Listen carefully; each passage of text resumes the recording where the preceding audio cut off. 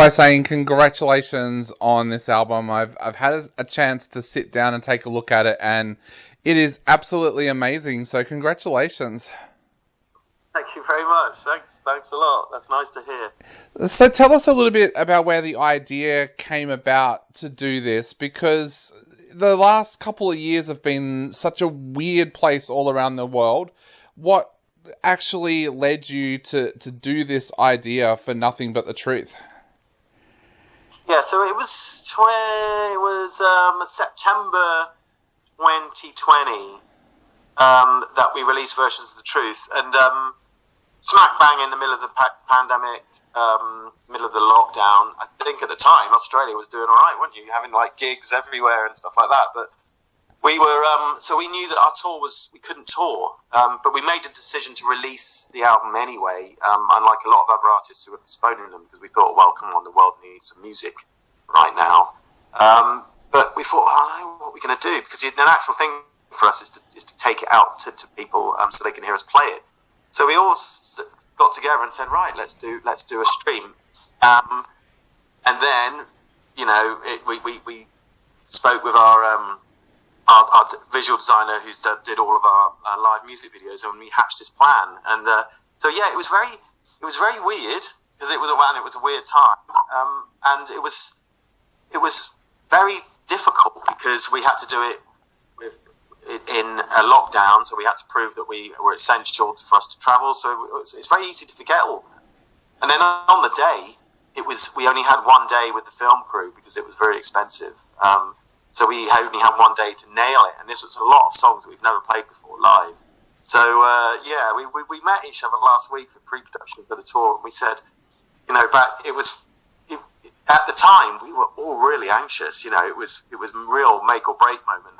But now, obviously, we can look back on it and go, yeah, well, it all worked. It all worked out, and it's, you know, we can laugh about it now. But at the time, yeah, it's pretty scary. What was scaring you the most? Were you scared that it wouldn't look the way that you wanted to look? Were you scared about the fact that you were playing tracks that you had never played live before? What was scaring you the most? A bit of both. I think we put an awful lot of faith in George Laycock, who was the director and producer. So we were there, and we could see, you know, we had like about 7 cameras all spinning around me, and we just say, I really hope that this is going to look good. And so we had to just suspend all of our disbelief and just go for it, and really, really go for it, as if we were playing in front of 1,000 people. You know, we wanted to make it, you know, a real good performance. So we knew that it was really down to us on making it work, because, as in, I think when you watch it, you're thinking, well, it's just individuals. We're all on our little islands, which had been set dressed and things like that. But that was it, really. So it was really down to our charisma, I guess, to put it, you know, bluntly, in front of the camera, to make it work, to make it, you know, something that people are going to be drawn to for however long it is, about 80 minutes or 90 minutes, whatever it is. So yeah, a lot of pressure. And so when we finally saw the edit, it was like, oh, thank God for that. Yeah, it does look good. What were some of the ideas that you and George played around with? Like, was there other ideas that you guys had put out there and thought, no, that just won't work? Yeah, so we thought we knew we were going to pre-record it and pre-mix it, as opposed to just do us in a room and literally stream it live. And so we thought, right, what can we do? So we did actually toy with doing it in a cathedral here. So we were looking at hiring some cathedrals and making it really grand and having all these stained glass windows. But in the end, that proved just a bit too difficult logistically wise, and the sound, and, you know, and because, you know, Gavin really plays his drums very hard, so he's a very loud drummer. So I don't think that would have gone down too well in an ancient cathedral.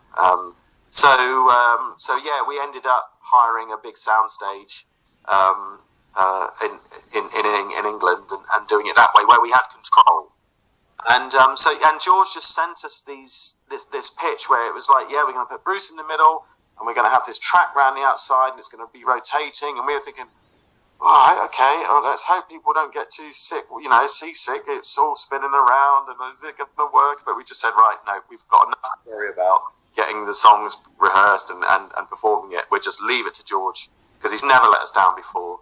So yeah, it was like I said before, it turned out good in the end. Yeah, and were there different COVID restrictions you had to overcome as well? Because I know here in Australia we've had originally the television and film industry wasn't affected by any of the restrictions, but then when the cast of The Masked Singer infected an entire studio block, suddenly we have all these rules in there. So we've got programs being filmed. Whereabouts are you? Whereabouts are you in Australia? In Melbourne.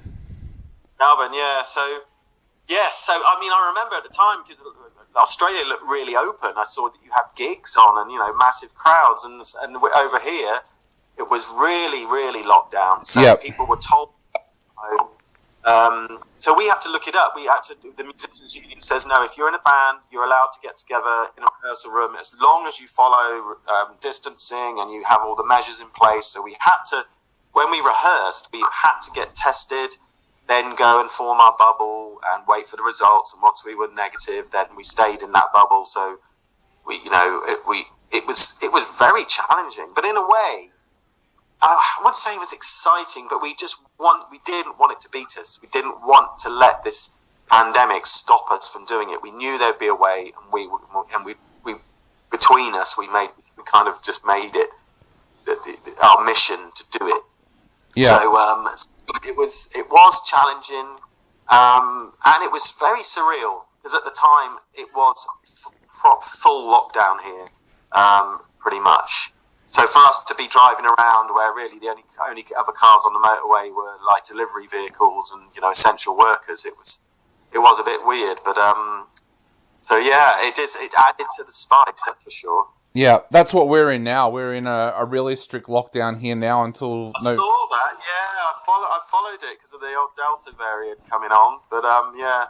Oh, we've got everything at the moment. We've got lockdowns, we've got riots in the streets, and we had an earthquake last week. So, yeah. Oh God. It's real Book of Revelation stuff. Yeah. It's depressing, isn't it? Yeah, I think though this lockdown is easier than the lockdown that we had last year because we've got an end date in sight. They've told us as of November 5th. There will be no more lockdowns because we'll all be 80% vaccinated. I think that makes it easier because last year we're in lockdown and we're not sure how long it's going to last. This time we kind of have an end date and bands are starting to organise tours for November and December because we know that we'll be allowed. Exactly, yeah. That's exactly what happened here. At the beginning of the year when we had our tour booked, we were like, okay, the vaccine is just rolling out. Surely by October we're going to be fine, and it just about is. But like we're at like 60 or 70% double jabbed. So yeah, and it seems to be working. Obviously, it's still here and it's still causing problems, but bands are touring, we're touring.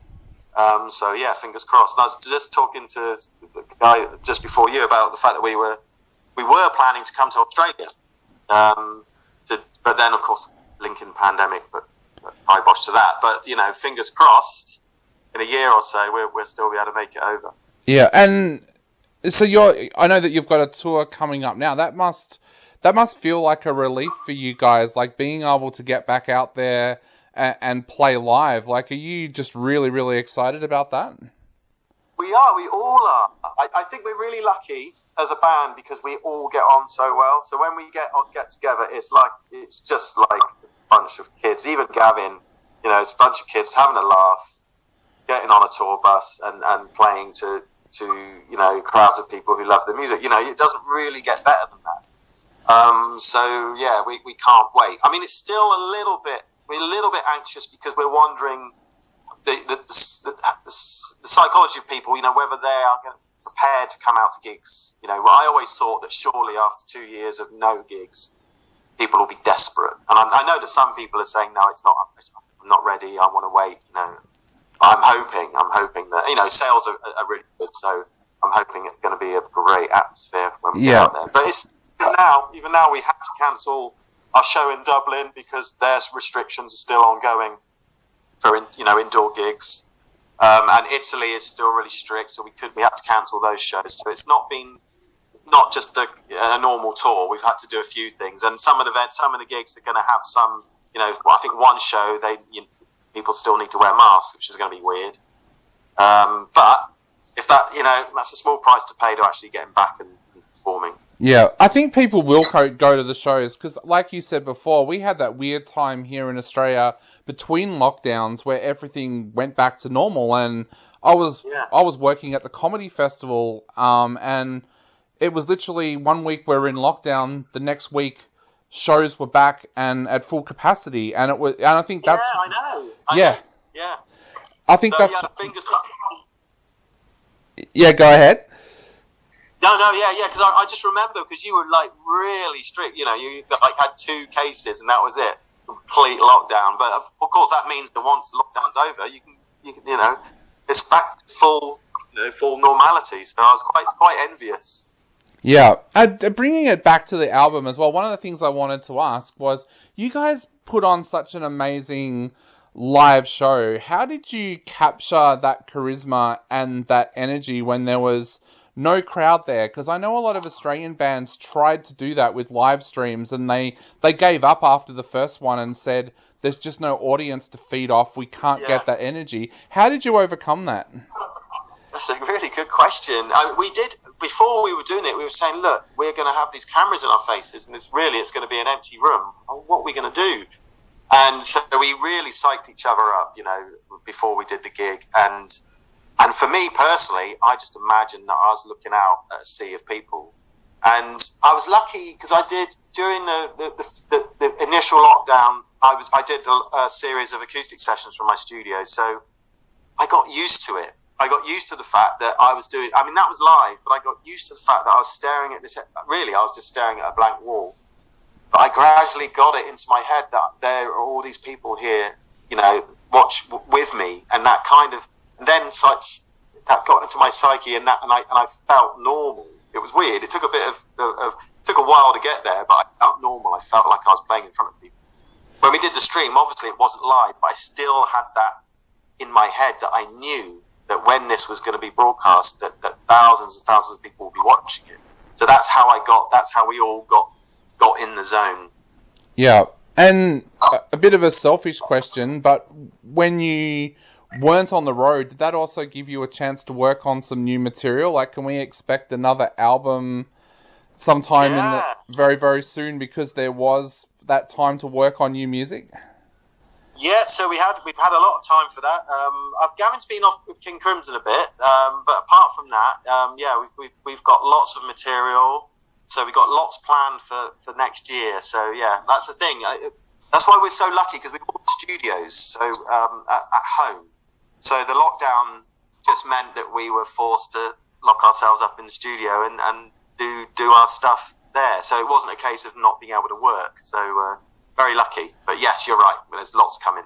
Awesome. Well, Bruce, I know we are running out of time very, very quickly. So before we go, what would you like to say to everybody out there before they go out and grab a copy of the album? And also, can we expect to see you guys in Australia once everything opens back up as well?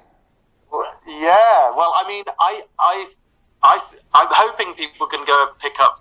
It's just such a lovely souvenir of a crazy time for me. So with the K-Scope of our label, they've made this beautiful gatefold vinyl and this special editions. There's lovely things to hold. And the thing when I hold it, I just think, wow, we actually did this. We did that performance in the middle of the pandemic, and look, it's great, and we're all so happy, and it's almost like, we obviously we didn't defeat the pandemic, but we didn't let it defeat us. We did that performance, and yes, we will be coming to Australia. I don't know when, because like I said earlier, the pandemic did, put pay to our.